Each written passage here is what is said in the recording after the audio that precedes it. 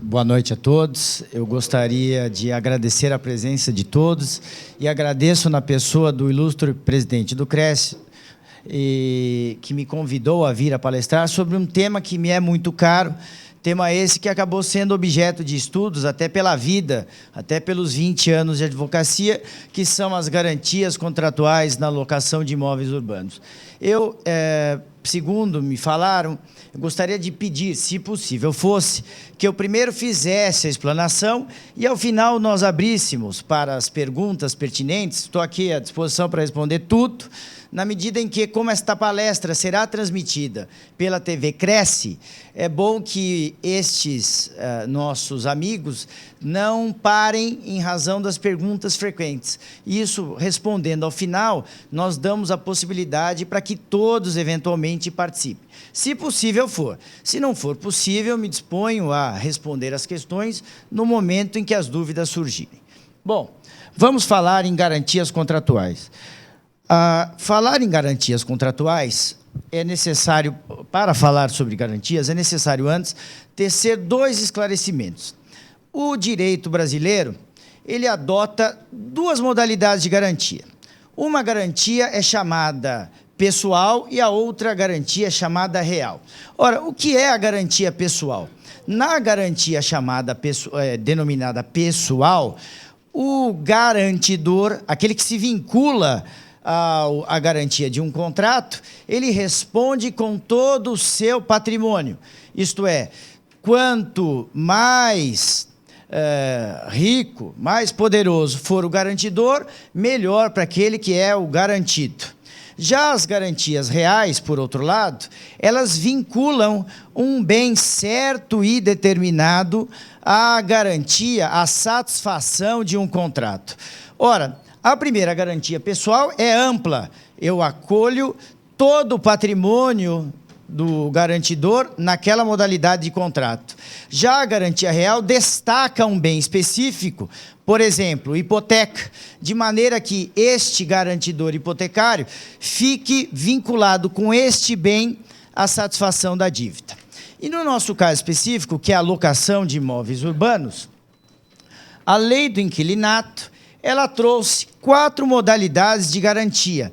Estas modalidades de garantia são as únicas que a lei do inquilinato contempla, de maneira que, tirando uma delas, ou melhor, além de uma delas, eu não posso adotar nenhuma outra. São só essas 4. Caução, fiança, seguro de fiança e cessão fiduciária de cotas de fundo de investimento. Então, se você, porventura, quiser criar uma modalidade específica de garantia, você não pode. Você tem que seguir aquelas que estão fixadas na lei. Daí porque nós, advogados, usamos a expressão rol taxativo. Taxativo porque vale apenas aquilo que está na lei, nada além. Ora, neste caso, então, em razão justamente dessa situação, o Secov mensalmente faz uma análise de quais garantias foram adotadas, em sua maioria, pelos contratantes de locação de imóvel urbano. E, em dezembro de 2013, o Secov apontou que a principal garantia continua ainda sendo a fiança. Eu vou tentar responder o porquê. Em segundo lugar, o tal do depósito, que a lei chama de caução, aquela do inciso 1. E, em terceiro lugar, o seguro-fiança. Em razão desse aspecto prático, fiança, depósito e seguro-fiança, eu vou começar a analisar as garantias contratuais a partir da fiança. Não porque é um tema que eu gosto muito, mas porque a metodologia indica que, na prática, é a garantia que nós mais encontramos. Não importa se por cultura, tradição, mas é isso que acontece. Ora, e aqui eu vou chamar só a atenção, eu trouxe aqui um dispositivo da lei do inquilinato, só para alertar os amigos aqui presentes, de que, de acordo com o sistema que a lei do inquilinato adota, eu não posso escolher mais de uma garantia por contrato. Se porventura eu vier a optar pela caução, eu não posso escolher também a fiança. Se eu vier a escolher a fiança, eu não posso adotar também o seguro-fiança. Aí você me pergunta, por que o legislador fez isso? Por que a lei contempla isso? Porque quer evitar um excesso de garantias.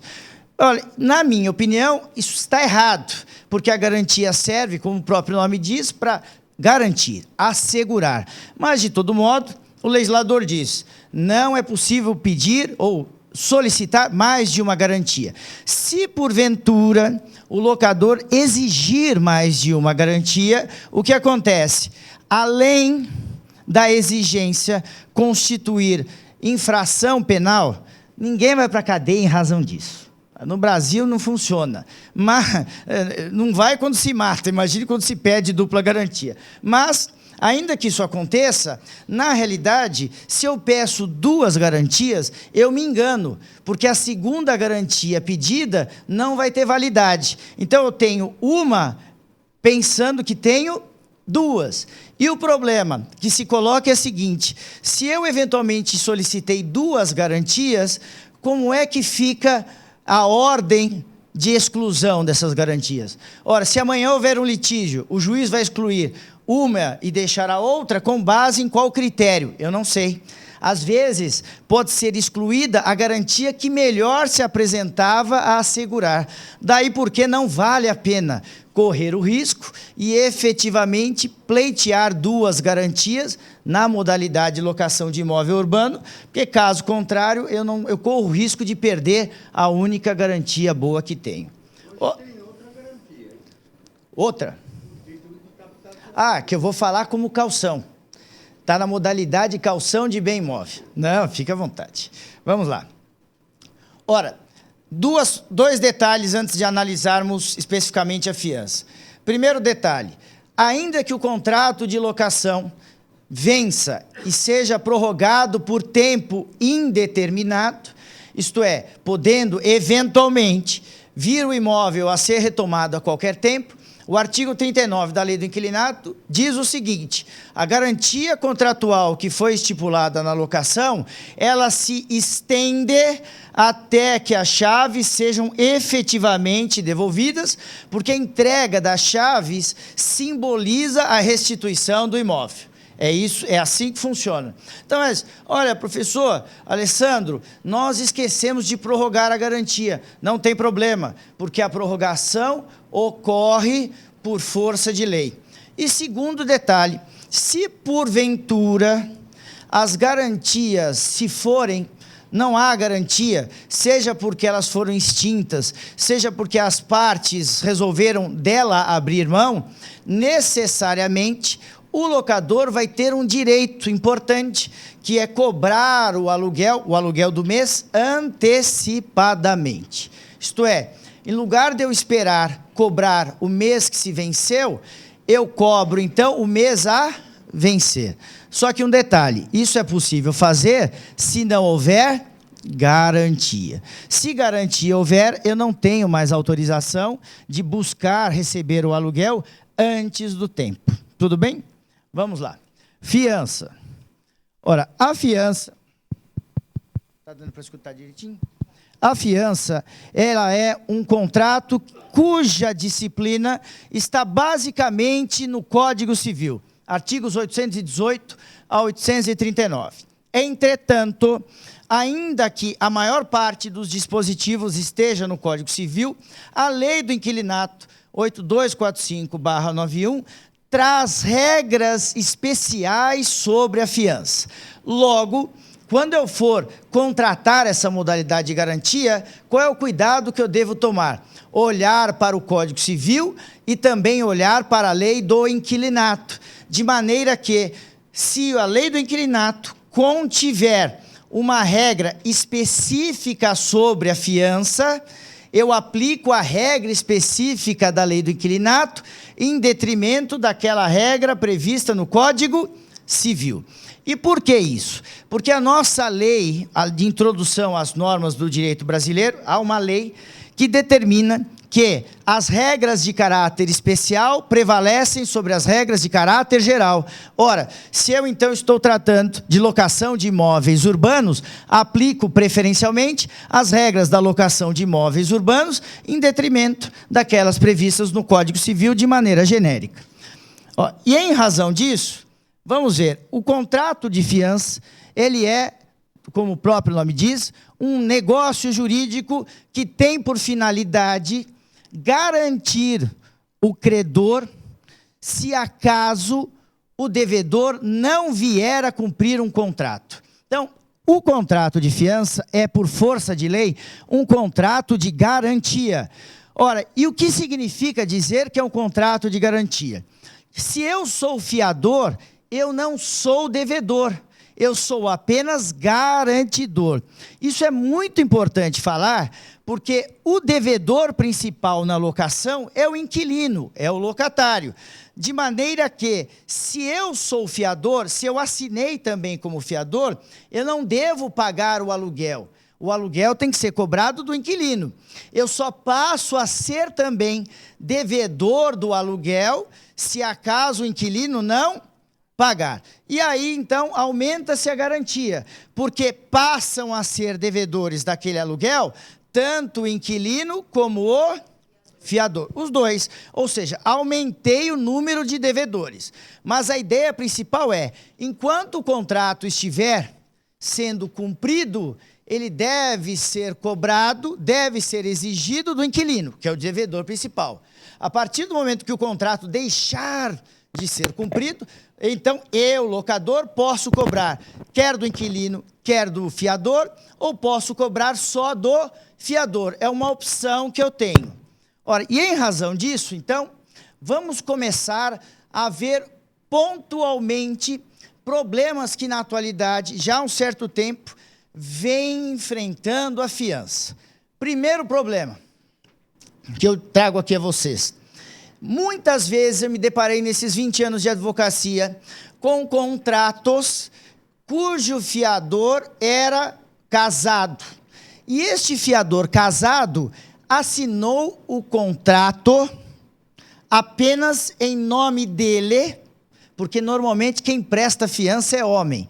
O homem é que gosta de entrar em fria, a mulher segura, o homem entra em fria. Meu amigo precisa, então eu vou lá e assino.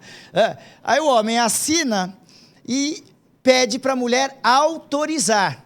Ora, nesse caso, no contrato de locação vai aparecer fiador, fulano de tal, anuente ou autorizadora, mulher tal, que é a esposa do fiador. Ora, o que eu falo para todo mundo com quem converso sobre esse tema? Isto é furado. É uma tremenda furada.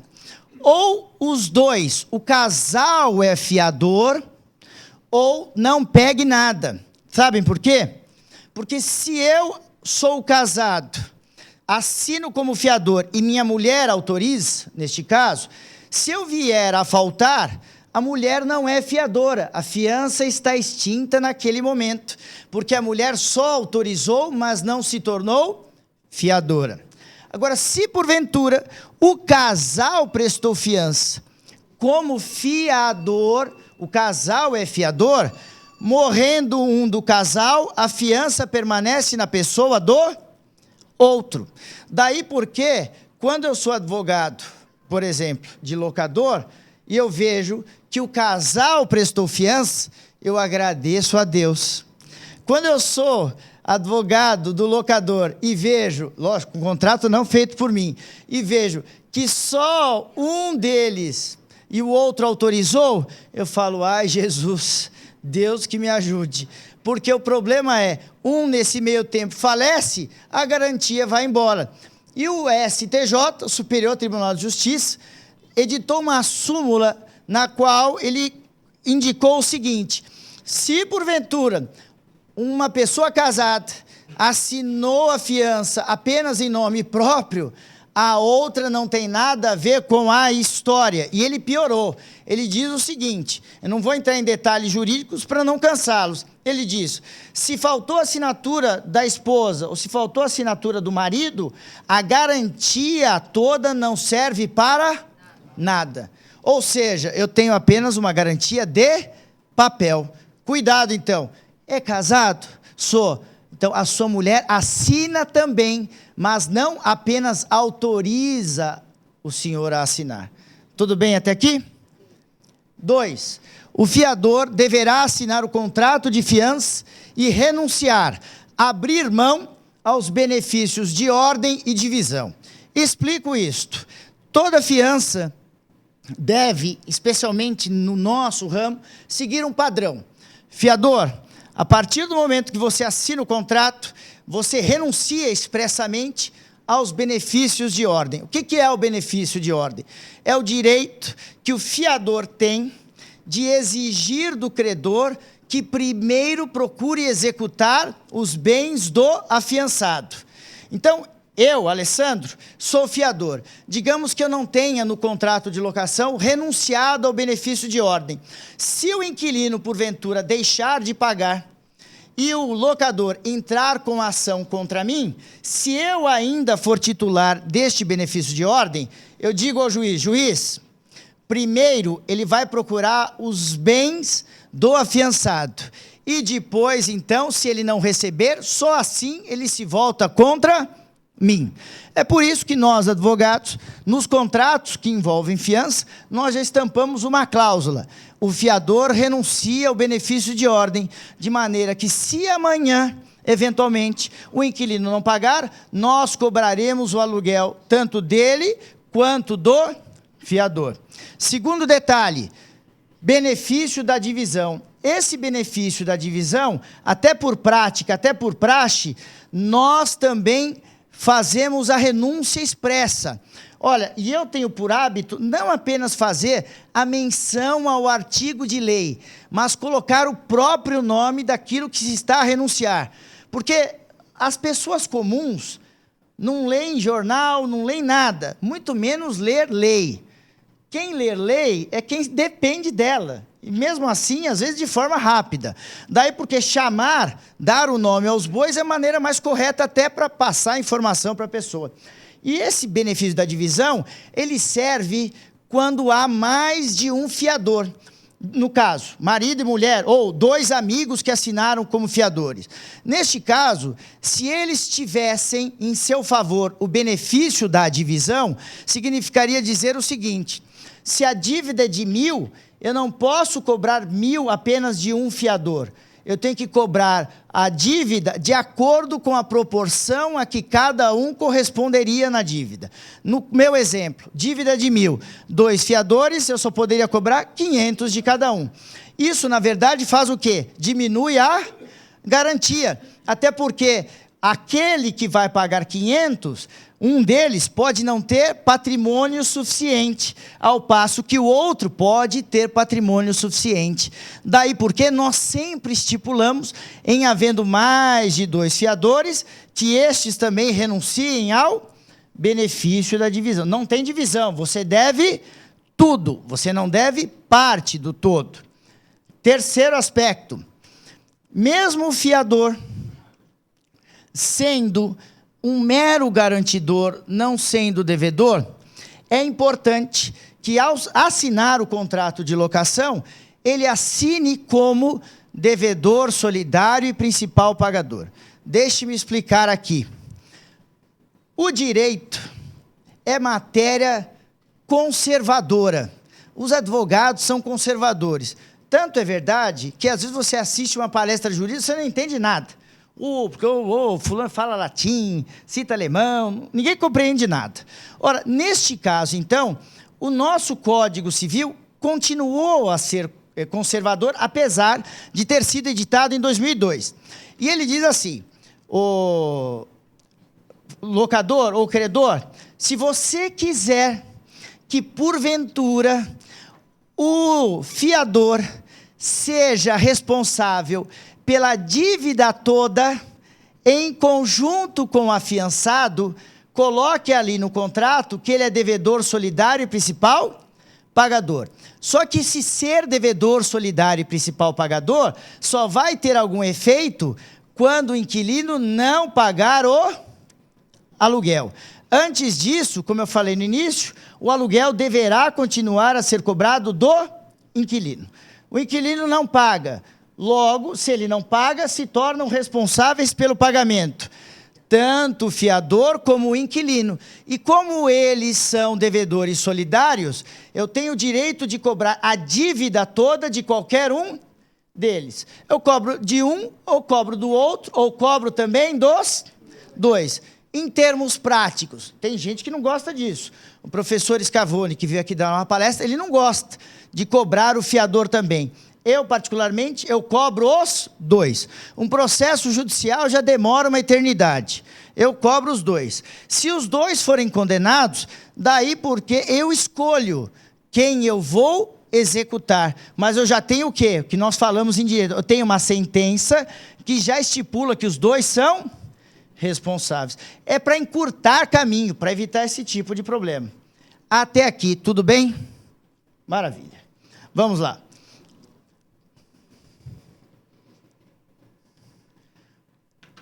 Quarta consequência. O fiador que paga a dívida, ele se torna credor do afiançado.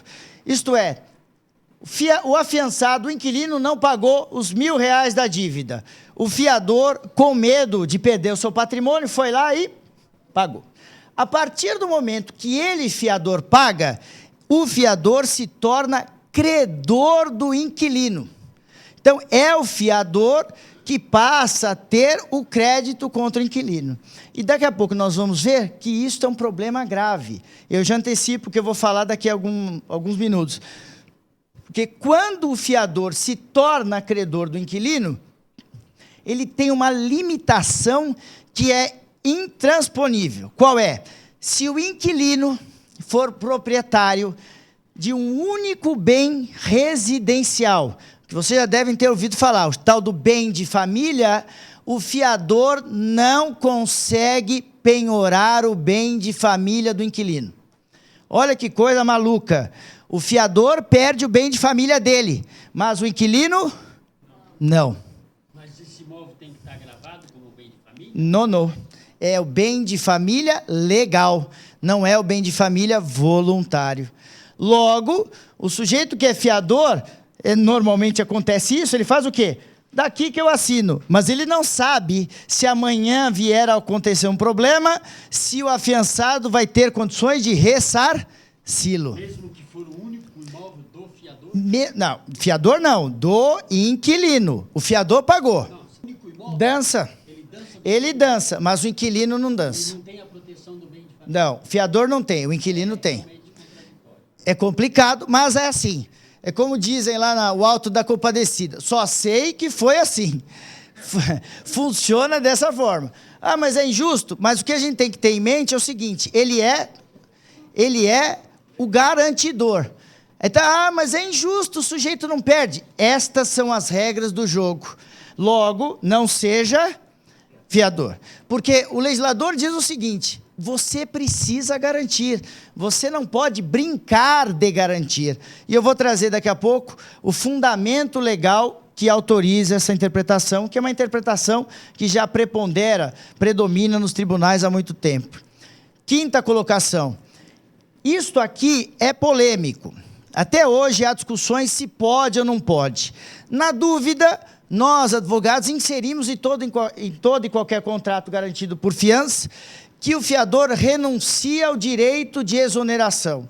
Isto é, esclarecimento prático necessário.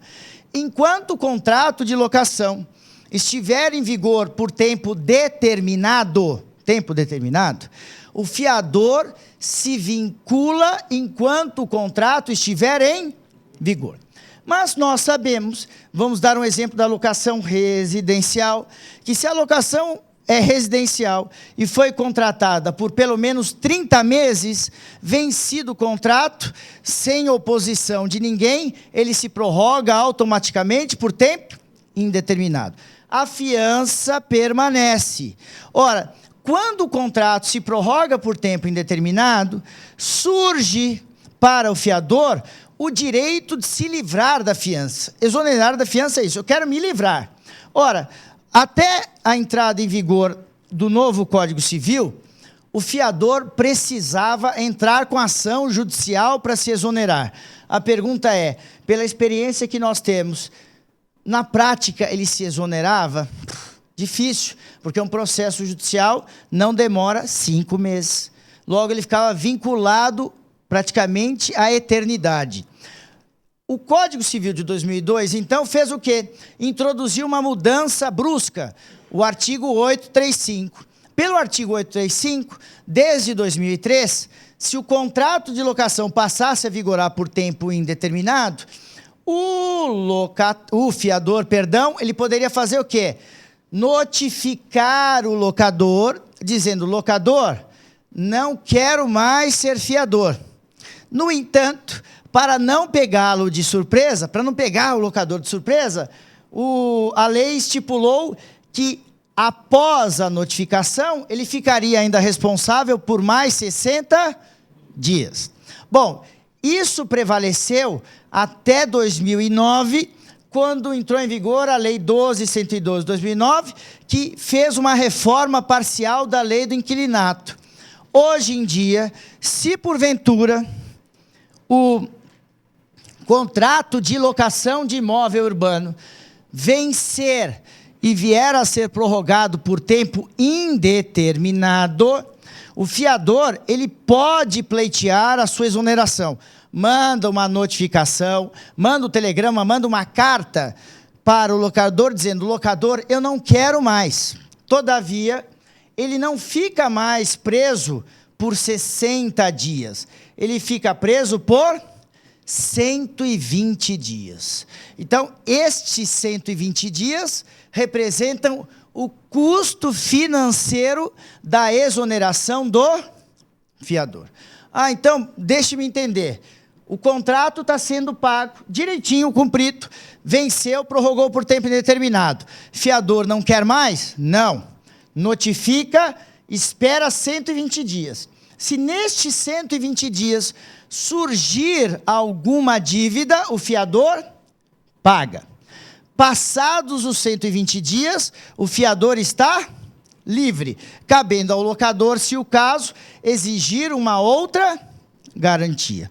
Ora, vejam só, o prazo era de 60, foi aumentado para 120. Existe uma outra situação na qual você estabelecendo num contrato que o contrato se encerrará com a entrega do imóvel pós 30 meses, na qual, havendo o interesse do inquilino em renovar, o proprietário tem que dar o de acordo para isso, e se esse inquilino não mandar uma carta solicitando essa renovação, ou não houver o de acordo do locador, né, ainda assim se estabelece que o contrato se renova automaticamente? Sim. Independente de haver uma cláusula expressa de encerramento do contrato pós aquele período? Independentemente, porque isso decorre da lei. A lei protege a continuidade da locação. E seria algo contraditório, pela nossa experiência. Olha, no final do contrato, o contrato está encerrado. Só que, normalmente, o locador faz o quê? Deixa o sujeito lá, vai pagar aluguel. Aí, amanhã, eu vou dizer, não, você está pagando aluguel, mas se o contrato está encerrado, como é que eu recebo aluguel?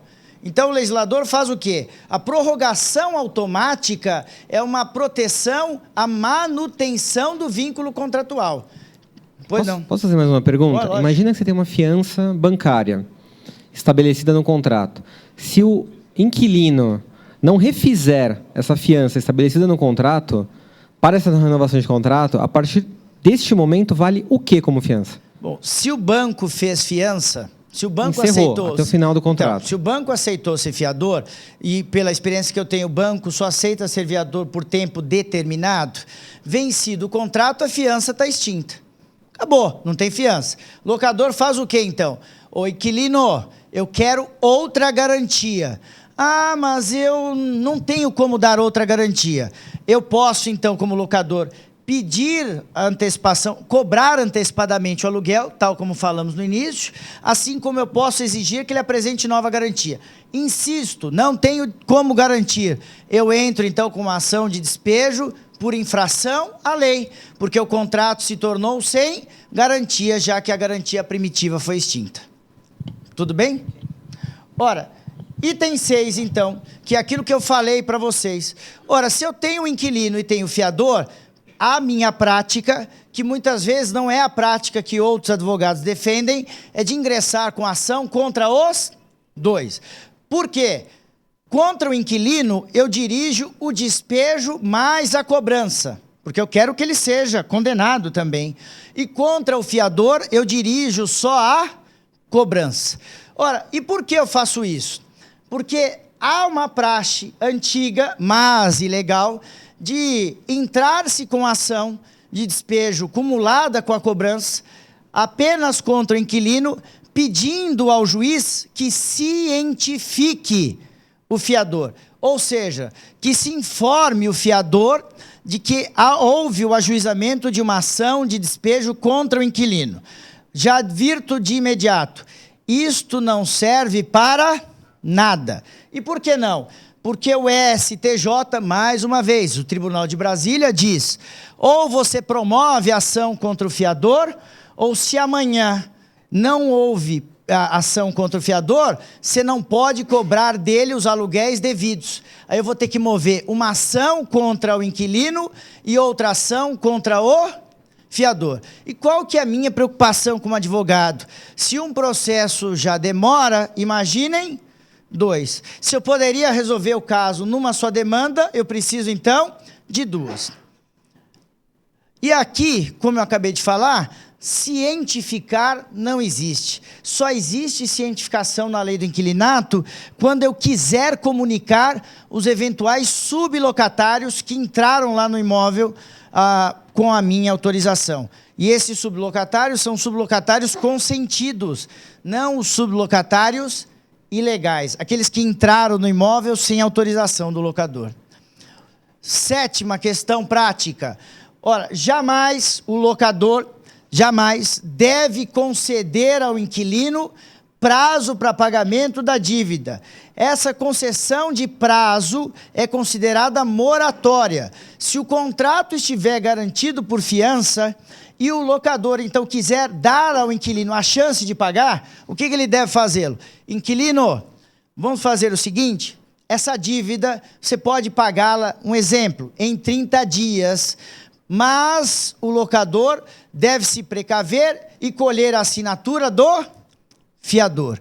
Porque a postergação do prazo ajuda o inquilino, mas prejudica quem? O fiador, porque o fiador fica por mais tempo vinculado. Ah, mas e se eu conceder prazo, te chamam de moratória, e não colher a autorização do fiador? Pode ser, então, que eu perca a garantia, porque eu prejudiquei, eu agi em prejuízo do fiador. E outro detalhe, pode ser que o inquilino não tenha dinheiro, mas queira efetivamente pagar através de um bem, o que nós chamamos lá no direito de dação em pagamento. Você não tem isso? Então me entrega isto, me entrega um carro, me entrega um imóvel em pagamento da dívida.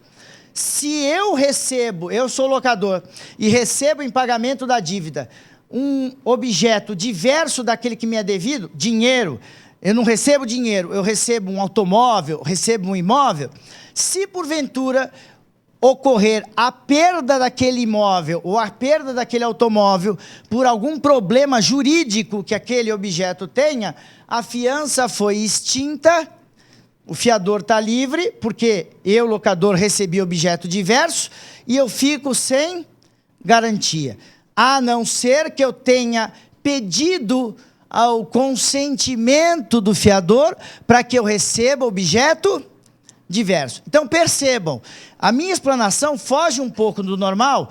Não, vai fazendo aí, depois a gente resolve. Não, se o fiador está de boa fé, fiador, ele está querendo me pagar com imóvel. O senhor autoriza? O senhor consente? Consinto. Maravilha, porque isso prova, em princípio, que o inquilino quer pagar. Deu problema amanhã, o que eu faço? Você continua responsável porque o fiador autorizou. E se autorizou, ele não pode se exonerar. Até aqui, tudo bem? Maravilha. Vamos continuando. Ora, 2 detalhes. Qualquer aditivo contratual que for inserido num contrato que seja garantido por fiança, deve necessariamente contar com a assinatura do fiador. Porque se eu faço aditivo contratual, o aditivo, às vezes, aumenta a responsabilidade do inquilino. E se aumenta a responsabilidade do inquilino, o fiador deve consentir, sob pena de ficar a sua responsabilidade limitada àquilo que originalmente eles pactuaram. Segundo detalhe, se o fiador for proprietário de um único imóvel, que foi aquela colocação que fizemos no início, a Lei 8.009 de 90, que é chamada de Lei do Bem de Família, diz expressamente que o fiador em locação de imóvel urbano não tem proteção, não recebe proteção do bem de família. Artigo 3º, inciso 7. Fiador, então, perde o imóvel residencial. Mas o fiador vai morar na rua? Vai morar na rua. Mas o que eu faço com isso? Não foi fiador? Eu vou contar até brevemente um problema que eu tive. Tentei fazer acordo com o advogado fiador. O advogado falou, não aceito, vá procurar os seus direitos. Uma frase que normalmente a gente ouve. Tudo bem, fiador condenado. Quando a dívida cresceu, vem o fiador e fala, olha, eu gostaria de fazer acordo. Aí eu, agora, quem não quer fazer acordo, sou eu. Ah, mas eu vou para a rua. Não posso fazer nada. Vai para a rua? Vai para a rua. Ah, mas é fiador idoso. Não tem história. A lei, neste caso, se aplica para todos. Logo, antes de sermos fiadores, nós temos que saber e pensar muito bem. Se eu tenho um só imóvel, e muitas vezes o pai é levado a ajudar o filho numa situação dessa, eu tenho um imóvel apenas, não assino como fiador. Porque amanhã eu posso perder tudo aquilo que eu tenho. E se eu perder o teto, o resto é complicado. Eu perco tudo, basicamente. Também toma. Aposentado, não aposentado, amarelo, vermelho, tanto faz. Vai todo mundo. Ah, mas não é justo. Não vou nem discutir justiça, porque normalmente as pessoas olham para os advogados assim, com uma certa raiva. Filha da mãe, tirou ali. Aí, mas por que o senhor assinou? Ah, eu quis ajudar. Não pode. Eu sempre brinco. Porque a Bíblia é clara. Está lá em Provérbios 6. Não seja fiador. Está escrito lá. E eu sempre brinco. Falo assim, se o homem que é dono de tudo, falou para não ser fiador, não sou eu que vou contrariá-lo, né? Está escrito lá. E hoje, ao longo do tempo, nós fomos piorando a situação do fiador. Hoje, eu acho que só um cataclisma, ou um maremoto em São Paulo, algo impossível, pode tirar o fiador de perder o imóvel. É quase impossível, porque o Supremo Tribunal Federal já disse, fiador, perde o imóvel. Então, perdeu o Playboy, né? Não tem o que fazer. E é por conta disso que a situação do fiador vem sendo piorada ao longo do tempo. Ninguém quer mais ser fiador. Eu sou fiador, eu fico na mão do sujeito. E um detalhe, que é um outro problema que existe também. Eu sou fiador, eventualmente, de um casal. Ou melhor, eu sou fiador de uma pessoa que é casada. Essa pessoa casada assinou o contrato de locação como locatária. Marido ou mulher, porventura, não figuraram na locação. Isso pode, não tem problema nenhum. Ora, se isso vier a acontecer, pode ser que no meio do contrato de locação, essas duas pessoas casadas ou que vivem em união estável venham a se separar. Uma expressão, cada um foi procurar a sua turma. Vou separar. O que acontece nesse caso? Nesse caso, se separação houver, a pessoa que fica no imóvel se torna a locatária. locatária. Olha o problema. Mas eu fui fiador da mulher. Mas eu fui fiador do marido. Como é que eu vou ser fiador daquele que eu não garanti? Então, olha o que faz a lei do inquilinato. Ela diz assim: se porventura acontecer esta mudança, que eles chamam de subrogação, se o marido ou a mulher que eram inquilinos foram embora em razão de separação, em razão de dissolução de união estável, aquele que fica no imóvel continua a locação, mas na condição de locatário. Ele, então, vai ter que pagar aluguel. Só que há um detalhe. Neste caso, é necessário comunicar-se o fiador para que o fiador fique sabendo que o afiançado foi embora. E aí o fiador, quando ficar sabendo, ele tem duas opções. Ou ele permanece fiador, que pode ser uma opção dele, ou ele notifica para se exonerar.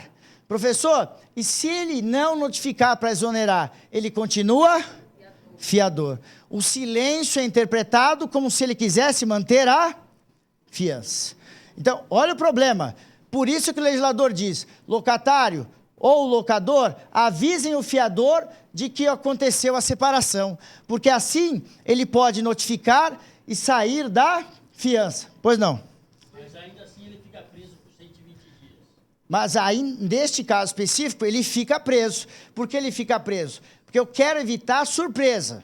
Ó, tudo bem, eu quero ajudar o inquilino, mas a coisa não dá para ser absoluta, sob pena de se cometer uma injustiça. O legislador fala o seguinte: você vai exonerar. Eu sei que houve separação, eu estou a par disso, mas era o risco de prestar fiança para quem era casado ou para quem vivia união estável. Então, para eu não pegar o locador de surpresa, você fica vinculado 120 dias. Passados 120 dias, ótimo. Se nada foi devido, graças a Deus. Se houve dívida, não tenho o que fazer, porque eu sou obrigado a pagar. O fiador poderá se exonerar em 30 dias. Se ele não se exonerar em 30 dias, ele, digamos isso, eu não gosto dessa expressão, quem cala, nesse caso, consente. Está lá, falou alguma coisa, se ele agiu, não agiu, então ele continua sendo fiador. Não, mas o fiador não sabe, não houve notificação. Bom, se não houve notificação, ele não pode ser prejudicado por algo que ele não sabe. Porque, vejam só, quem é que sabe que se separou ou se divorciou? O locatário. Então, se o locatário não informa nem o locador, e o locador não informa o fiador não pode ser prejudicado por algo que ele não soube. Porque é a pessoa... Não é o que acontece. Eu sei, é uma questão que a lei não previu. O que acontece? Eu, então, se acontece comigo, eu digo, eu não posso pagar uma dívida porque eu não fui notificado. Digamos que o casal tenha falecido e era um casal sem patrimônio. Se não tinha patrimônio, não transmitiu nada. Se não transmitiu nada, prejuízo do credor.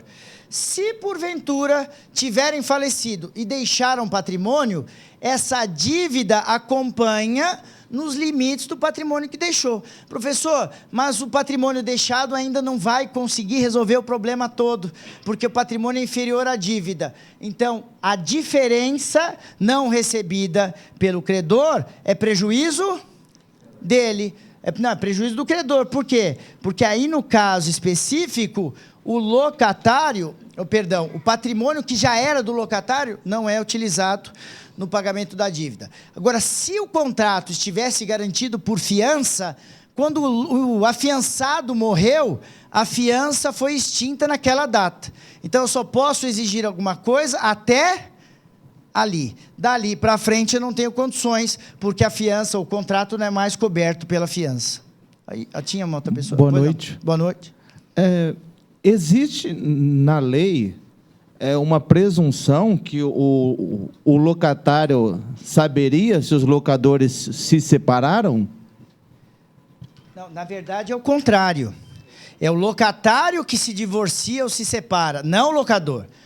Se o locador se divorcia, para mim não importa. Importa quem transmitiu a posse. Agora, se o locatário se divorcia, aquele que saiu, é uma questão até mais ou menos prática. Aquele que saiu do imóvel, ele não é mais inquilino. Ele vai ter interesse em falar o quê? Saí do imóvel, porque você deve cobrar daquele que ficou. Se ele não fala nada, responsabilidade é dele. Tudo Sim, bem? Houve a inversão mesmo da pergunta. Obrigado. Viu? Não, tudo bem. Tá, até aqui, tudo bem? E agora, só para que nós saibamos que existe. O artigo 40 da Lei do Inquilinato traz inúmeras possibilidades. Traz todas as possibilidades que geram a extinção da fiança. Um exemplo, o fiador alienou todo o seu patrimônio, vendeu todos os seus imóveis. Automaticamente, se ele vendeu todos os imóveis, eu não tenho mais uma garantia sólida. Se eu não tenho garantia sólida, eu, locador, posso exigir que o locatário apresente novo garantidor, novo fiador ou novo garantidor. E um detalhe aqui, só para deixar claro, a fiança é uma boa garantia, mas uma garantia complicada, na medida em que eu, credor, muitas vezes, não tenho condições de acompanhar a evolução ou a involução patrimonial do fiador. É quase impossível. O sujeito vende um imóvel. Se eu não sei que ele tem aquele imóvel, como é que eu vou controlar para saber se ele está a abrir mão de patrimônio justamente para me prejudicar? Então, é uma garantia muito utilizada, mas ainda é uma garantia perigosa, porque muitas vezes, no momento que eu sou chamado, eu, fiador, sou chamado, eu já não tenho o patrimônio que tinha antes. Ora, e o último tópico, fiança prestada à pessoa jurídica. Se você prestou a fiança à pessoa jurídica, é normal que ao longo do tempo, os sócios da pessoa jurídica cedam as suas cotas sociais. Cedi. Ora, a minha fiança não foi alterada, porque eu afiancei a pessoa jurídica. Só que isto não é uma verdade absoluta. Tomemos o seguinte cuidado. O STJ, mais uma vez, ele fala o seguinte: quando alguém presta fiança à pessoa jurídica, ele o faz em favor dos sócios que estão à frente dos negócios. Porque normalmente eu conheço o sócio, não quero saber da pessoa jurídica. Então, se porventura eu presto fiança à pessoa jurídica e os sócios dessa pessoa jurídica transmitem as suas cotas a um terceiro, o STJ diz, isso não está na lei, mas é possível que o fiador pleiteie a exoneração. Então, o fiador vai ter que fazer o quê? Houve cessão de cotas a terceiros e os sócios originários, aqueles que estavam lá na sociedade quando a fiança foi prestada, foram embora. Então, eu, fiador, notifico, dizendo, a partir dessa data, não sou mais fiador, porque as pessoas que eu confiava foram embora, e então, com base nessa notificação, entro com uma ação judicial e peço que o juiz reconheça a exoneração. Se isso acontecer, desde o momento que eu notifiquei, ou desde o momento que os sócios saíram, a fiança está extinta. Então, vejam só, ao longo desses minutos que eu expus, vários foram os percalços que nós vimos em relação à fiança. E agora, então, eu respondo aquilo que perguntei no início. Por que a fiança continua sendo a garantia mais utilizada nos contratos? Se algum dos amigos aqui tiver alguma objeção, pode falar. Ela continua sendo a garantia mais utilizada justamente porque é a mais barata. Basta uma assinatura. Assina aqui. E na hora ninguém quer gastar. Só que tem um problema. O sujeito que é fiador, ele é fiador e não sabe o que está fazendo. Não sabe. E como é mais barata, e nós, isso é do ser humano, e a gente não gosta de gastar dinheiro, põe aí. Só que o fiador, muitas vezes, esquece que é fiador.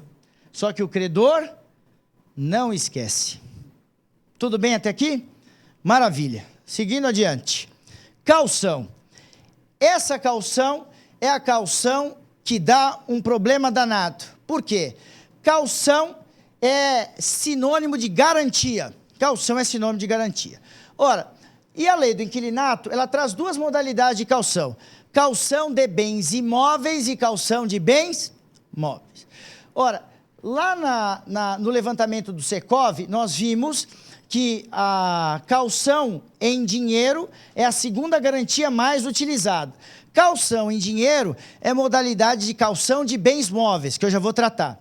E nos bens imóveis, essa caução aqui é como se, ela não é, mas é como se fosse uma hipoteca. É como se fosse, cuidado. Minha opinião particular, esta é a melhor garantia que existe. E por quê? Porque eu destaco do patrimônio do caucionante um bem certo e determinado, um bem imóvel. E eu faço isso no próprio contrato de locação. Discrimino o imóvel, indico a matrícula do imóvel, tudo direitinho. E levo a registro no cartório de registro de imóveis. Quando eu faço isso, se amanhã o caucionante quiser vender aquele imóvel, ele pode vender. Ele pode, só que ele precisa encontrar alguém que compre, porque esse alguém compra o imóvel tal como a caução se estabelece. Neste caso específico, não houve o pagamento dos aluguéis. Eu faço o quê? Executo o imóvel. E por que essa é a garantia melhor que tem? Porque ela gera conhecimento perante todo mundo, uma vez que ela foi averbada. Então, vários autores defendem que esta caução é modalidade de hipoteca, de maneira que eu só posso constituí-la mediante escritura pública. Com o devido respeito, muitos desses autores são meus amigos, eu digo que não, porque aqui em São Paulo, nós procuramos facilitar a dação em caução. Então, aqui em São Paulo, eu digo, o que é a caução? É hipoteca? Não, caução é caução, pura e simplesmente. Caução é uma modalidade própria, que foi criada pela lei do inquilinato. E não é necessário instrumento, não é necessária escritura pública para estipular caução. No próprio contrato de locação. Se a locação é um contrato muitas vezes informal, simplificado, na hora da garantia eu vou prejudicar? A garantia se dá por escritura pública e a caução por instrumento particular? Com devido respeito, não vejo razão para isso. E aqui em São Paulo, a Corregedoria Geral de Justiça já decidiu. É uma espécie de garantia real informal. Garantia real essa que é para ajudar na circulação. Eu tenho, por exemplo, um cliente que só estipula caução. E às vezes o inquilino fala assim, é um absurdo, eu vou deixar de pagar aluguel. Eu falo, por favor, faça isso. Deixe de pagar aluguel, porque o senhor perde o imóvel. Então é aquela que ele teme, porque ele sabe que amanhã todo mundo vai conhecer, ou pelo menos é presumido conhecedor da caução, e se ele não pagar, a coisa mais fácil é executar a caução. É a melhor de todas, só que o que acontece? Custa dinheiro. Eu tenho que gastar dinheiro para instituí-la. Para registrar. Ele vai levar em consideração o tempo da locação. O valor. Eu pago. E neste caso, muitas vezes, eu não quero pagar. E um problema, até que foi suscitado pelo professor Cavone, que, pelo que eu me recordo, é um dos únicos que tratam do tema. Se eu, porventura, sou caucionante e o meu imóvel, o imóvel dado em caução, é o único que eu tenho, ao contrário da fiança, eu não tenho como perdê-lo em razão da dívida do afiançado. Então, eu, caucionante, vou lá e dei um imóvel em caução. Só que o imóvel que eu moro com a minha família. Amanhã, porventura, não há o pagamento dos aluguéis. O credor vem para cima de mim. O que eu faço? Bem de família, porque a lei 8.009 só excluiu o bem de família do fiador, e não excluiu o bem de família do caucionante. Ah, mas isso é injusto. Vamos só entender. É difícil para o não advogado entender, eu sei disso, eu sei. Olha, o que acontece aqui? Quando eu, credor, exigir a caução, o que eu tenho que fazer? O caucionante, este é o seu único imóvel? É, então... não quero. Eu quero alguém que tenha mais de um imóvel. Porque, em termos práticos, se eu dou em garantia algo que eu sei que não vou garantir, na verdade, eu não dei em garantia. Então, esse é um problema grave. O fiador perde, mas o caucionante, não. No caso de o senhor colocar no contrato de locação, citar o imóvel e não levar a registro, tem validade ou não? Ótima pergunta. Bom, ótima pergunta. Tem validade? Tem. Só que tem um problema. É válido e é eficaz entre locador e calcionante. Só que se amanhã o calcionante, por malandragem, sabendo que não houve a averbação, vender aquele imóvel, na teoria, o que comprou é terceiro de boa-fé. E se é terceiro de boa-fé e registrar, não dá nada. Ele falou assim, ó, quando eu sou fiador, não acontece nada, porque eu não sabia que o fiador era fiador, porque o contrato não é registrado para domínio público em nenhum lugar. Calção é a mesma coisa. Eu não afeto a validade da calção. Ela continua válida, só que a eficácia é limitada às partes. A eficácia não se transfere ao mercado, porque não é possível de saber que aquele imóvel tinha sido dado em garantia. Veja só, ele vendeu esse imóvel. Se ele vendeu este imóvel e não havia registro, mas ele, porventura, comprou um outro imóvel, então que se constitua o quê? A calção sobre o novo imóvel. Aí nós vamos discutir a seguinte questão. Não houve averbação, por quê? Não houve averbação porque o locador esqueceu, o locador foi omisso, ou por causas alheias à vontade. Então é isso que nós vamos ter que interpretar. Porque o interesse de averbar a calção de quem é? Do locador, é óbvio. Porque se não averba a calção, a perda é dele. Então eu sempre falo para os clientes, mesmo que isso custe dinheiro, faça. Porque é um dinheiro que você paga chorando para não chorar mais depois. Pois não. Em relação àquela questão que eu estava falando, ele tem uma situação que ele tem 2 imóveis na partida. Calcionou, registrou, fez tudo bonitinho. E o outro imóvel, passado o tempo, ele vendeu, se desfez do outro imóvel e se manteve agora como único bem de família, aquele imóvel calcionado, que na largada tinha um outro imóvel como bem de família. O que acontece? Então, veja, é uma questão até prática. Se não se importar, eu respondo, eu não estou me furtando. Só para nós não interrompermos pelo seguinte, porque essas questões suscitam muitas coisas e, às vezes, nós precisamos de dados reais para poder responder. A questão é a seguinte, o direito privilegia a boa-fé. Se havia calção e o imóvel calcionado foi vendido, a calção acompanha quem comprou. Eu, locador, não estou nem aí. Ah, mas não havia registro. Se registro não havia, aí é um problema grave, porque o mercado não é obrigado a saber. Aí eu vou ter que provar, então, que aquele que comprou imóvel sabia da calção, apesar dela não ter sido registrada. É uma prova fácil? Não, como advogado eu digo que não é. Mas só, não estou me furtando a responder. Eu vou responder, me procura depois que eu respondo. Bom, nós temos aqui um grande problema. Qual é o problema? União estável. União estável é um problema. Quando eu sou casado, eu tenho lá a certidão de casamento. Não dá para eu fugir. Tá lá, estou casado. Quando eu vivo em união estável, eu não tenho certidão de casamento. Muitas vezes eu não tenho contrato escrito, porque a união estável se configura a partir do quê? Da convivência pública, duradoura e contínua.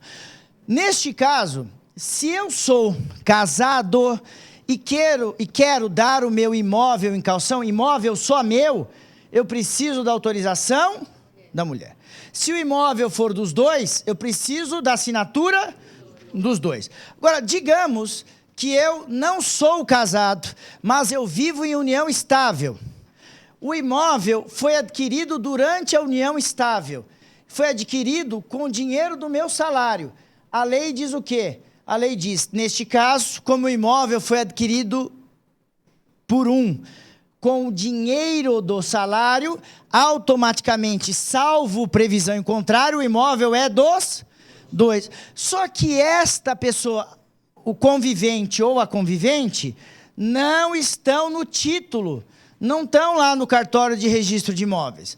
Ora, nesse caso, como é que eu, locador, vou exigir a assinatura que nós chamamos de outorga, uxório marital. Como é que eu vou exigir a assinatura da mulher, a assinatura do homem, se eles não são casados e se eu não sei que eles não vivem em união estável? O que acontece? Eu, particularmente, defendo isso no meu livro. Se houver união estável, o convivente que deu a garantia paga os prejuízos do outro que não deu. Eles se viram. Isso não é problema meu. Agora, se porventura alguém não gostar da minha posição, tem a posição de um doutrinador, de um escritor famoso, Carlos Roberto Gonçalves, e da Maria Berenice Dias, que dizem assim: união estável é equiparada ao casamento. Se eu exijo a autorização do marido ou da mulher, eu tenho que exigir a autorização do companheiro e da companheira. Eu sou contra isso, porque ainda mais hoje, que é possível o estabelecimento de uniões estáveis homoafetivas, e há pessoas que defendem uniões estáveis pluriafetivas, várias pessoas. Ora, como é que eu vou saber que eles vivem em união estável se eles não declaram que vivem em união estável? Este é o maior problema. Daí porque, em termos práticos, o que eu aconselho as pessoas a fazerem? Você vai alugar ou vai tomar a garantia de duas pessoas, homem ou mulher ou dois homens, peça a eles declaração escrita de que eles vivem ou não vivem em união estável. Porque se acaso eles mentirem, eu me valho da mentira deles contra eles mesmo. Quem mentiu não pode ser beneficiado pela própria mentira. Tudo bem? Está claro isso? Então, seguindo... Se a pessoa for casada de separação de bens, resolveu. Depois do divórcio. Que seja feita a vontade do povo. Isso mesmo. Agora, vem a segunda questão, que é a caução de bens móveis. Por bens móveis, eu considero tudo aquilo que não for imóvel. Uma situação simples. Ora, bens móveis eu incluo carros, título, telefone, tudo aquilo que puder, eu incluo ali. Só que nós vamos ter um problema. Nos bens imóveis, os chamados bens de raiz, eles não se transportam de um lugar para o outro. E nos bens móveis a coisa é diferente. Porque se porventura o inquilino deu em caução um automóvel, eu vou tirar o automóvel do inquilino, vou deixar o carro estacionado?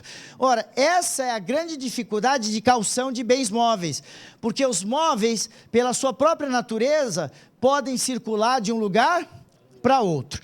Ora, alguns autores, alguns escritores, costumam dizer que quando eu tenho a caução de móveis, que é o gênero de caução em dinheiro, esses móveis devem ser transferidos para o credor.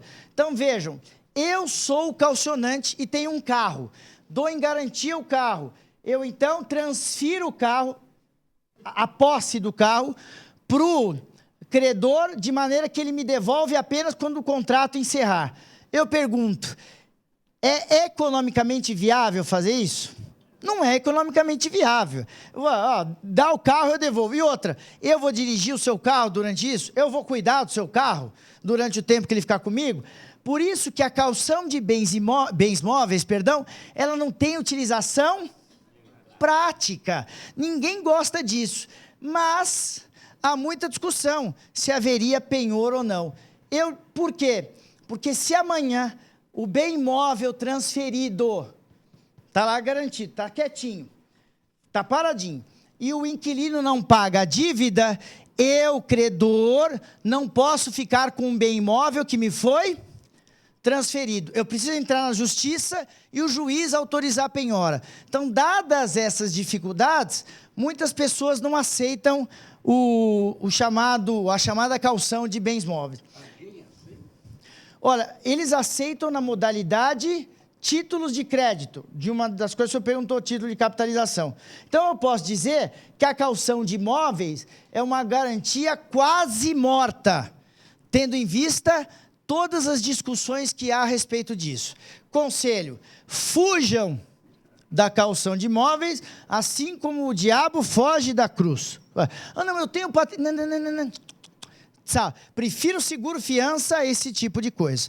Porque dá problema? É óbvio que dá. Todavia, uma modalidade de caução é a chamada caução em dinheiro. Ora, a caução em dinheiro, ela é uma modalidade, é a segunda modalidade mais utilizada por uma razão simples, que é aquela utilizada por quem não tem fiador e não tem acesso ao seguro fiança. Então o sujeito vai lá e deposita os 3 aluguéis. Só que nós temos um problema grave, porque pelo regulamento da caução em dinheiro, os 3 aluguéis que são dados pelo locatário ao locador devem ser depositados em caderneta de poupança específica sobre isso. Caderneta de poupança que cuide disso. Eu não quero constranger ninguém, mas na minha vida eu quase não vi depósito em caderneta de poupança. Por quê? O locador recebe, guarda com ele ou usa o dinheiro, e quando a locação se encerra, ele faz o quê? Calcula juros de correção e devolve. Ora, sem entrar no mérito, né, se isso é justificável ou não, que não é o caso, nós vamos ter um problema grave. Por quê? Porque se isso porventura acontecer, em tese, o locador praticou o delito de apropriação indébita. Porque ele pegou algo que não era dele, não fez o depósito e devolveu ao final. Ora, por que isso? Porque existe uma regulamentação própria sobre esse tema que determina que aquele dinheiro que foi dado em caução vai ser depositado em uma conta conjunta não solidária, de maneira que, se ela fosse solidária, qualquer um dos correntistas, locador ou locatário, poderiam sacar. Como a conta é conjunta, beneficia os dois, mas não é solidária, de maneira que não há livre movimentação. E não havendo livre movimentação, eu só consigo sacar o dinheiro com autorização do outro. O locador autoriza, o locatário saca. O locatário autoriza, o locador saca. Ou o juiz, em caso de demanda judicial. Então, qual é o grande problema? Hoje, e a minha preocupação é prática, não peguem os 3 aluguéis e depositem na própria conta. Porque eu costumo dizer o seguinte, quando alguém quer prejudicá-los, faz o quê? Não tem problema, Deus abençoe, fique tranquilo. Tá tudo... Amanhã que o despejo se aproxima, o sujeito sai atirando para todos os lados. E a prova é fácil.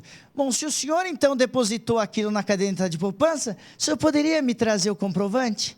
Não dá para levar o comprovante porque não houve depósito. É um problema? É óbvio. É por isso que na modalidade caução, muita gente tem feito o quê?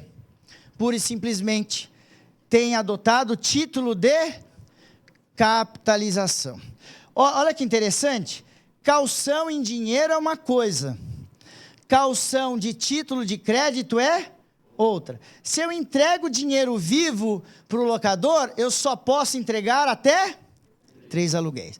Se porventura eu entrego um título de capitalização, o céu é o limite. Não tem limitação, porque eu não depositei dinheiro. Eu simplesmente dei a ele um valor. Então, hoje é uma situação, uma garantia razoavelmente viável. Mas vejam, título de capitalização é algo pago. E muitas vezes a pessoa ou não tem ou não quer. Mas eu já adotei título de capitalização e o meu cliente não se arrepende. Agora, se houver caução imóvel, o melhor é a caução imóvel. Se não houver a caução imóvel, o melhor da móvel é o título de capitalização. Até aqui, tudo bem? Esse título de capitalização pode ser substituído por cheque, por outras coisas. Mas eu não gosto, porque cheque demanda dinheiro na conta. Se dinheiro não houver, eu tenho uma garantia inócua. Ao passo que o título de capitalização fica com dinheiro na instituição financeira.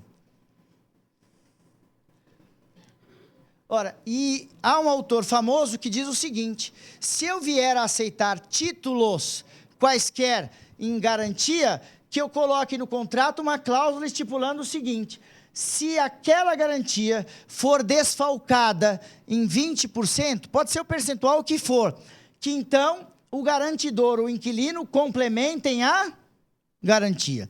Eu não gosto de garantia de ações e coisas do tipo, porque o mercado oscila muito. Ora eu posso ter muito, ora eu posso ter pouco. E pela cultura do brasileiro, nós não estamos muito acostumados a esta oscilação. Então, o melhor de tudo, se for para escolher a garantia, que escolhamos a garantia chamada título de capitalização ou calção de bens imóveis. Ora, já estou caminhando agora para o final para não cansá-los. Ora, o seguro-fiança é a terceira modalidade de garantia. O seguro-fiança é uma ótima garantia, mas é uma garantia que tem alguns senões, alguns obstáculos. Por quê? É da experiência comum que no momento em que você contrata a garantia, a seguradora abre um sorriso. E no momento em que você exige o cumprimento da garantia, quem chora é você. Por quê? Ela exige ou impõe N coisas para não pagar. Ora, e o seguro-fiança, ele, pelas disciplinas legais, ele deve cobrir todas as despesas do inquilino. Mas muita seguradora faz o quê? Segmenta o seguro-fiança. Ó, só garanto aluguel e encargos. Não garanto danos ao imóvel, porque se vier a garantir o prêmio sobe, você tem que complementar a diferença. Ora, isso é ilegal? É ilegal, mas é prática corrente no mercado. Ora, vantagem do seguro-fiança. No caso, pela resolução do Conselho Nacional de Seguros Privados 202 de 2008, o seguro deve abranger tudo: aluguel, encargos, multas, danos no imóvel, tudo. Essa é a razão pela qual ele acaba saindo caro. Ele é um seguro caro. Ora, quem é o garantido no caso? Garantido é o inquilino, porque a seguradora, que é uma fiadora diferenciada, diz: credor, se o locatário não pagar, eu garanto. Por sua vez, o segurado, aquele que é protegido da inadimplência, é o locador. Ora, e a própria resolução diz o seguinte: vamos supor que o locatário, que é aquele que deve pagar o prêmio, tem que pagar mês a mês, não paga o prêmio, paga o aluguel, mas não paga o prêmio. Vamos dar um exemplo. Nesse caso, a resolução autoriza o locador a assumir os prêmios e depois cobrá-los do inquilino. Ora, mas vejam só, eu vou antecipar algo que eu não sei depois sequer que eu irei receber. É uma complicação? É uma complicação. E aqui tem um detalhe que às vezes a gente não para pensar. Vamos supor que o locatário não pague o prêmio. Não pagou. Ele paga o aluguel, mas não paga o prêmio. Ora, neste caso, a resolução do Conselho Nacional de Seguros Privados diz o seguinte: se o prêmio não for pago, o seguro será cancelado. Digo a vocês de antemão, esta disposição é ilegal. É ilegal por quê? Porque aqui em São Paulo, há um bom tempo, o Tribunal de Justiça vem dizendo que o retardamento ao pagamento não gera extinção do contrato, mas gera apenas a suspensão. E suspende o contrato. Vou lá e pago os prêmios em atraso. O contrato volta a vigorar. Então, esta disposição da resolução é passível de discussão judicial por violação do Código de Defesa do Consumidor. Porque eu, locador, eu sou o contratante beneficiário do seguro. Nesse caso, tem lá um dispositivo no código que é o 54, quarto, que diz o seguinte: se acaso o seguro não for pago, não fala com esses termos, mas se porventura o seguro não for pago, o prêmio não for pago, eu preciso notificar o locador e dizer: locador, você quer pagar o prêmio para manter o seguro ou você quer que o seguro seja extinto? Se eu eventualmente não faço isso, se eu não notifico o locador, eu, seguradora, não posso prejudicá-lo, porque o dever de notificar é meu. Então, apesar de conter isso, a discussão que há hoje em dia é que esta colocação é ilegal. Só que tem um porém. Digamos que o seguro passou a não ser pago em razão do atraso do próprio aluguel. Neste caso, diz a resolução, aberto o sinistro, instaurado o sinistro, o locador não é prejudicado, porque o prêmio que não foi pago é depois pago ao final. Eu desconto da indenização aquele prêmio que não paguei. Até aqui, tudo bem ou não? Está claro? Ora, e em razão disso, mais uma questão complicada. Se aumenta o valor do aluguel, eu necessariamente devo contratar o aumento da garantia e o aumento do prêmio. É lógico. Então, aqui a resolução diz o seguinte: uma coisa é manter o contrato anualmente. Outra coisa é, aumentou o aluguel, aumenta a participação no prêmio. Ora, isso é complicado, porque eu faço com que a garantia seja onerosa. E as seguradoras, muitas vezes, fixam ainda cláusulas no seguinte sentido: se porventura ocorrer o atraso no pagamento dos aluguéis, o locador tem 90 dias para entrar com a ação. Se não entrar com 90 dias, a garantia estará extinta.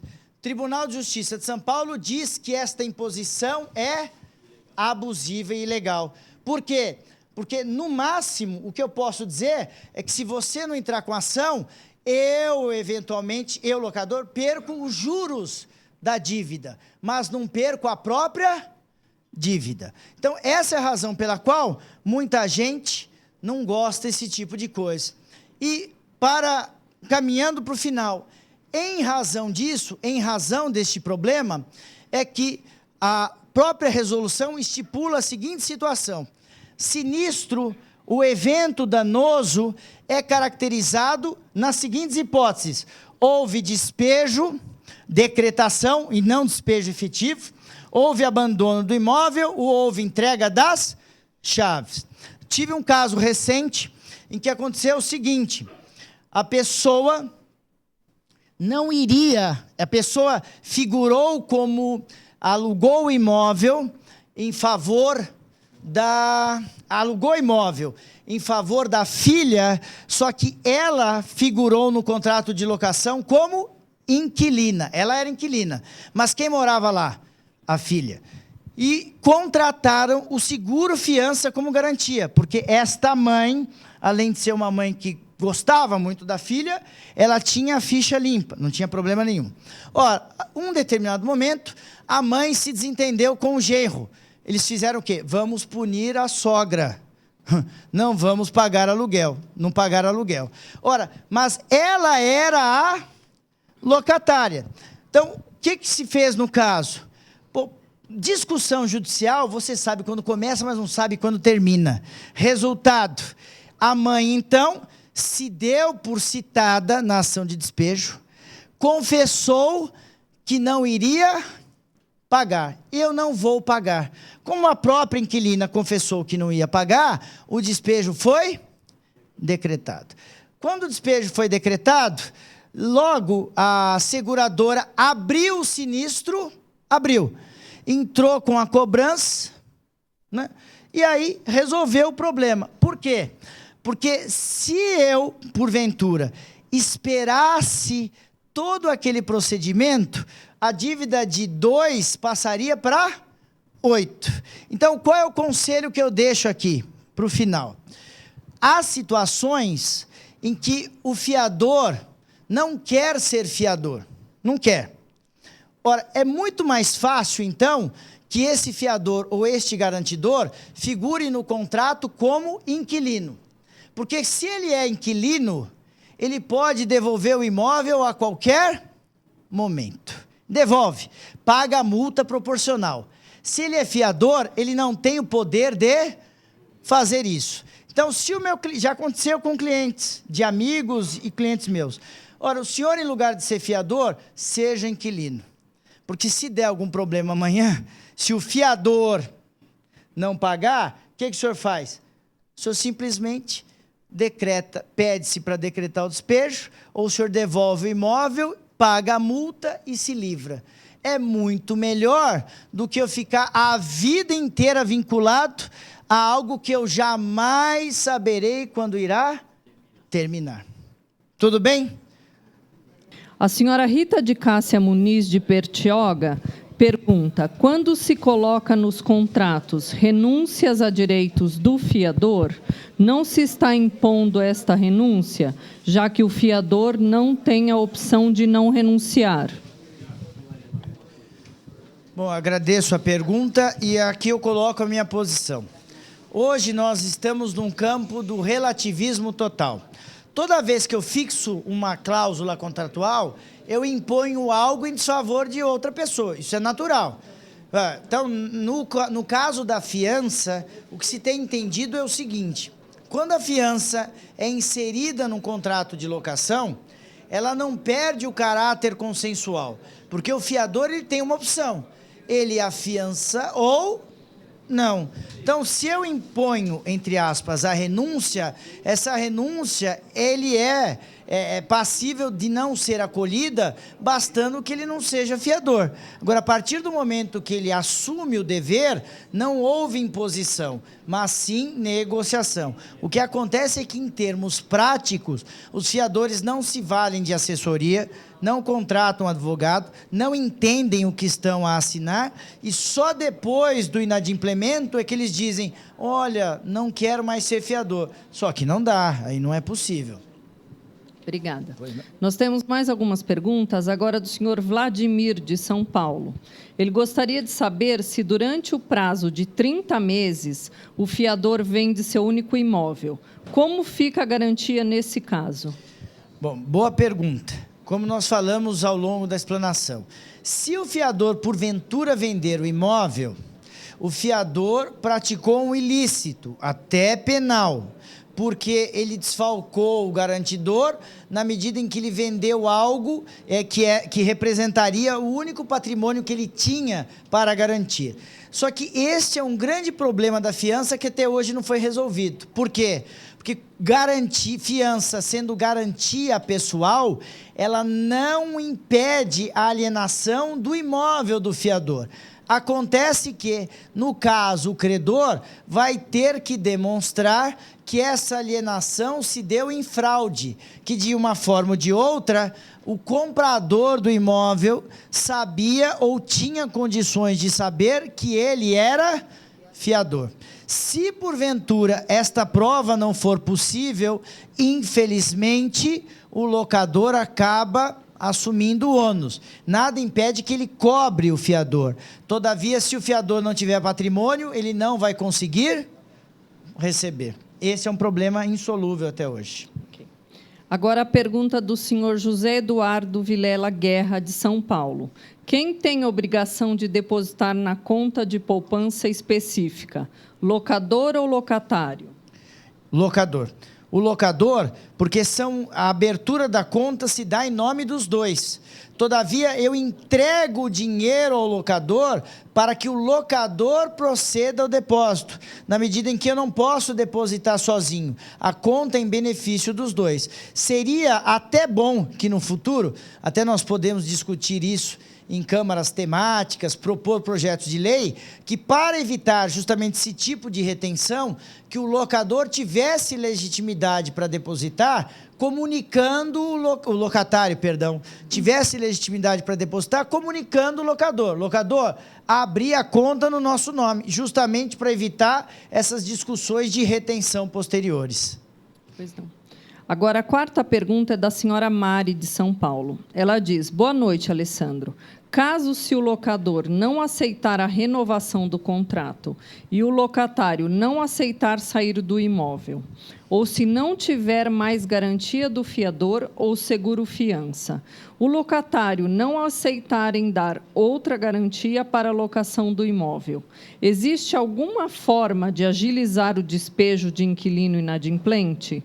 Pois muitas vezes pode o locatário se omitir para não receber notificação judicial e as despesas com advogado fica para o locador.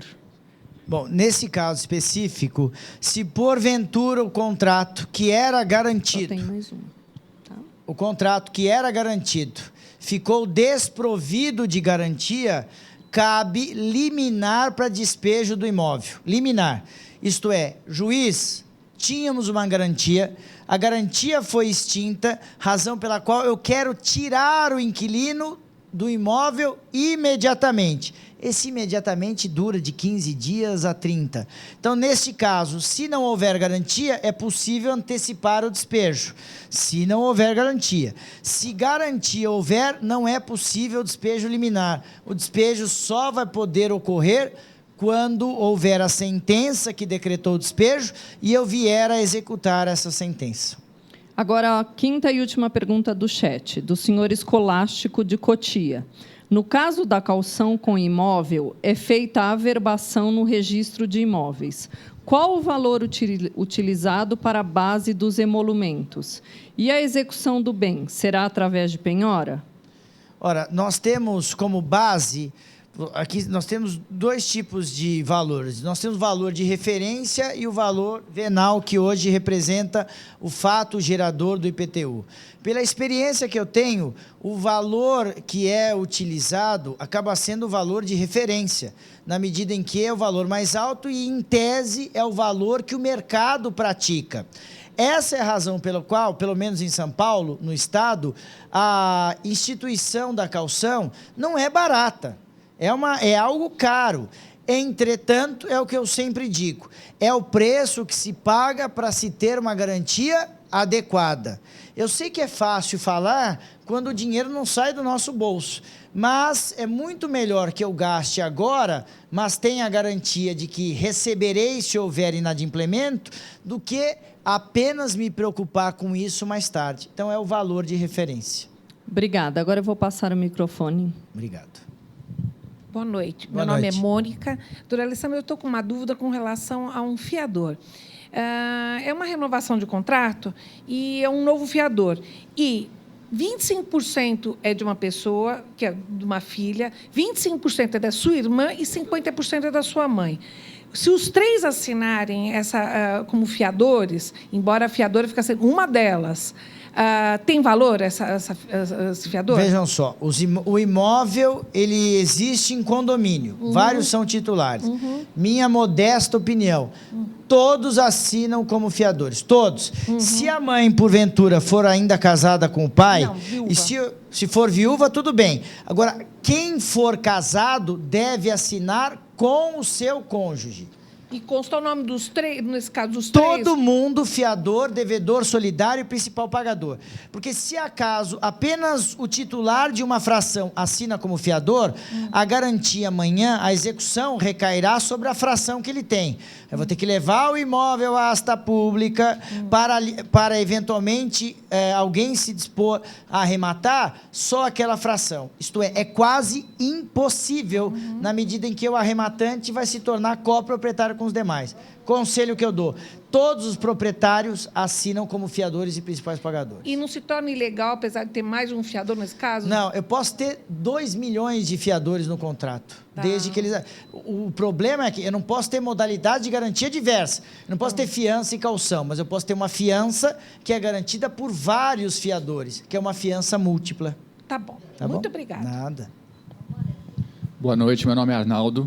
A minha pergunta é em linha à sua explicação de agora há pouco sobre contrato sem garantia. Eu conheço um investidor que tem vários imóveis e ele prefere fazer a locação sem garantia, com o pagamento antecipado dos aluguéis e justificando que, no caso de inadimplência, primeiro que ele já está com o mês pago e que imediatamente ele pode dar entrada na justiça pedindo o despejo do inquilino.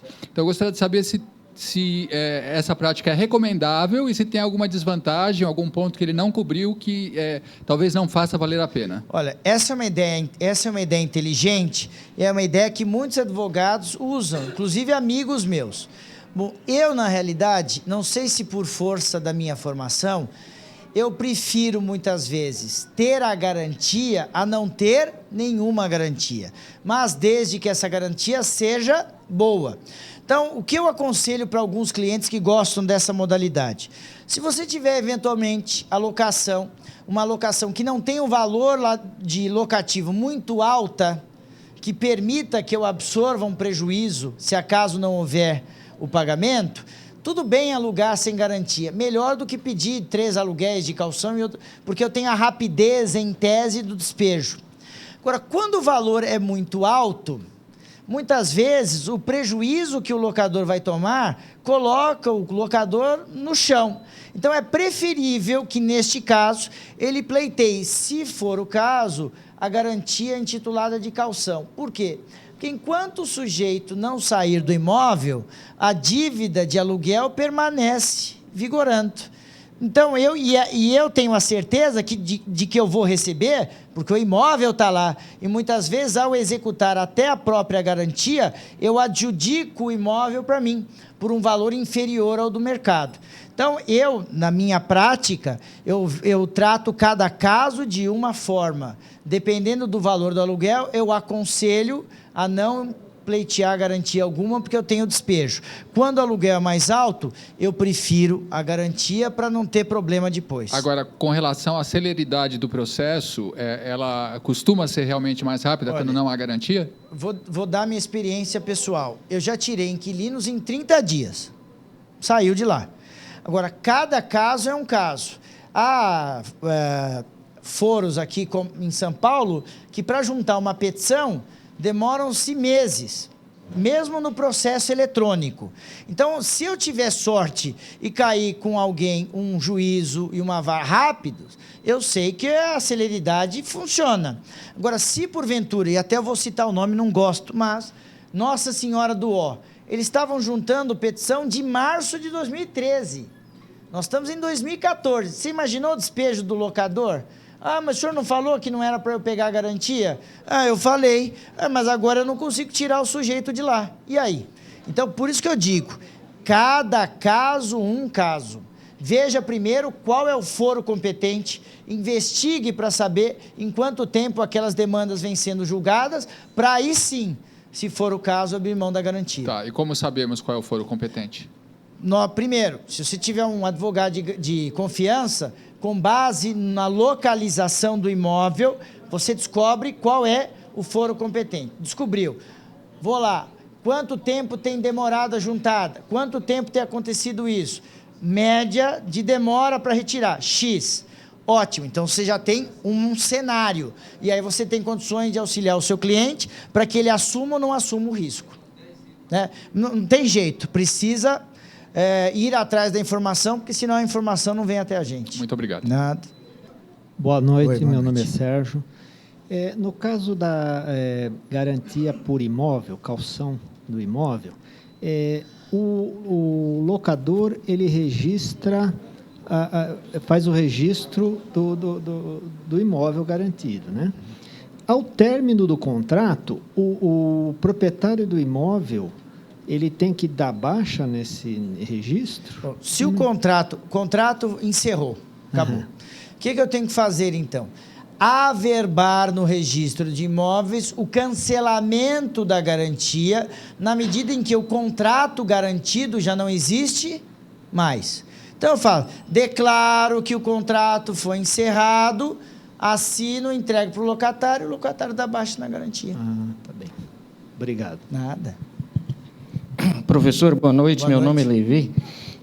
Eu vou fazer uma pergunta, porém, se o professor, como não constou do rol da sua palestra, seria sobre Bolsa Aluguel.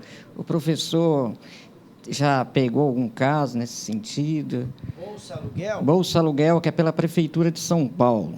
Não, nunca me chegou. Então, não vou fazer a pergunta, que aí já Se o senhor, assim, tem o meu e-mail, se o senhor quiser mandar a dúvida por e-mail, eu me disponho a ajudá-lo. Eu agradeço. Muito obrigado.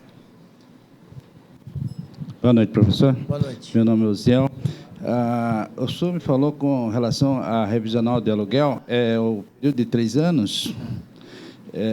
No caso de 2 anos e meio, 30 meses, não pode ser feito? Não, a lei diz ilegal? O seguinte, a lei fala, amigavelmente, eu posso fazer a revisão a qualquer tempo. O inquilino, eu quero aumentar para 30 mil o aluguel. Tá bom, aceito pagar. Agora, se isso não acontecer, a lei do inquilinato estipula um período de 3 anos para que haja a revisão. É um período mínimo que ela entende esse tipo de coisa. Se contados do último aumento real tiverem transcorridos 2 anos, o senhor não tem condições de pleitear a revisão do aluguel judicial. Se o senhor pedir a revisão de aluguel judicial, há uma impossibilidade em fazê-lo, porque a lei só permite tal revisão de 3 em 3 anos. A partir do primeiro reajuste. A partir da primeira majoração, do primeiro reajuste. Nesse caso, amigavelmente pode, né? Você faz uma declaração, os dois assinam. Faz o aditivo, aceito, ótimo, resolveu, maravilha. Ok. Agradeço a atenção de todos. Cortei aqui e analisei as melhores. Muito obrigado.